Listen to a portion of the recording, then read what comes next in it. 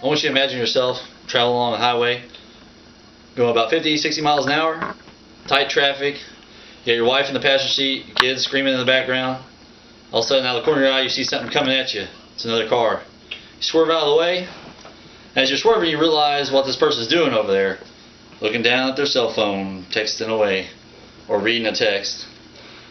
Fortunately, this event happened to me, and I was able to avoid an accident with this person that could have been very bad for everyone involved. But all too often, these accidents take place. The situation doesn't end very well for everybody.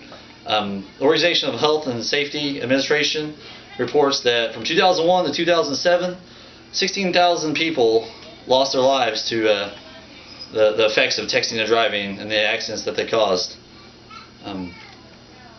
This is a staggering statistic to me, because just think about how small and insignificant that text message could have been. I'll be there in 10 minutes. I love you. I'll see you later. Blah, blah, blah. I think your family would rather have you around for a lot longer than to answer their text messages. Text messaging is very dangerous. As everybody knows, it's a common sense thing not to do while you're driving, because you lose track of the road. You have your eye, you're just distracted all around. You don't know what's going on the road. You start swerving, start veering. To keep up everyone on the safe on the roads, we need to look at the causes, the problems, and the solutions to texting and driving, because it's a very real threat to public safety, to my family, to yours. National Highway Traffic Safety Administration states that texting and driving has 3 types of distractions with it, which one is visual. You take your eyes off the road, you're looking at your text messages, you're reading, you're texting back. Second is manual, which is you take your hands off the wheel and you start steering with your knees, or just let go of the steering wheel altogether. The third is cognitive. You stop paying attention to what you're doing. You're supposed to be driving, but instead you're reading a text message or trying to figure out how to send one back.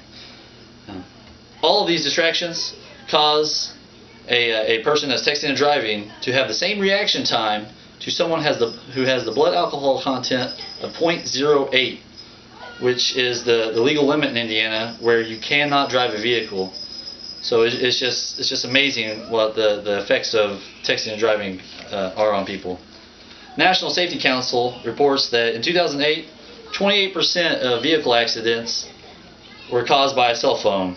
This is 1.6 million accidents caused by texting or picking up the phone to call somebody. It's just amazing what one little small device, the devastation it can cause. Recently I was talking to a police officer from New Albany, Indiana, that was telling me about how now and before the text messaging ban in Indiana took place, he said he hasn't noticed a difference, how people are just sort of blow off the fact that they were texting and driving. It's just a ticket, one lady said, is what he remembers very clearly, that this lady just said, it's just a ticket. I'll take it, I'll pay it, I don't care. Was it really that important, is my question to that lady. But in Indiana, the fines can go up to $500, which I feel is very small. I believe this is one of the causes to the continuation of texting and driving. It's only $500 to some people. To others, it's a large amount. But there's some people out there that just don't care. Those are the dangerous ones. Another is the lack of the stricter punishments. It's just fines for right now. I believe that the lack of punishment needs to be addressed. Such as a guy I work with recently got arrested for drinking and driving, lost his license for 6 months, paid fines over $500, has to go through rehabilitation at his own expense, and he spent 2 days in jail. I believe if we enforce these with texting and driving, there'd be a lot less of it. People will be a little bit more afraid of it. According to Indiana state law, a police officer cannot confiscate a cell phone, even if they believe it's to be in the cause of, or somebody was texting and driving. They can't confiscate that phone as proof and evidence that they were texting and driving. I mean, it has to go through the court system and everything. But I believe if we took these cell phones away from people as they're driving, and they lost their cell phones for a week or two, that would be more devastating than a fine or punishment, because most people can't function without their cell phones these days. Some arguments that can be made for not having a cell phone ban or laws against texting while driving is it's an infringement on their rights, their freedoms. What I say is, as well as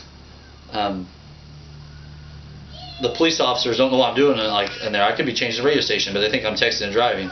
But I believe if you do the right thing and you don't text and drive, you don't have to worry about any of this. It's the people who are breaking the law that are the ones most concerned with this law being in effect. Clearly, the government's moving in the right direction by creating laws to ban texting and driving, to keep the roads safer for everybody. The federal government has, in Congress, they have a Distracted Driving Prevention Act of 2013, which is the federal government keeping money from the states for road repairs until they enact laws that prevent texting and driving and make it illegal. But there's a lot more awareness going around, such as commercials. You see them all over TV about the effects and causes of texting and driving. It's very powerful stuff. You can see them all over YouTube. People die every day from this texting and driving with disregard for public safety. Too often, it's the innocent people that are the ones that are affected, the ones that are injured. Looking at the problems, causes, and effects of distracted driving, we're moving in the right direction to keep people safe and America safe. But all that being said, injure my wife or my children because you're texting and driving, and I promise you, you won't have to worry about that ticket. Thank you.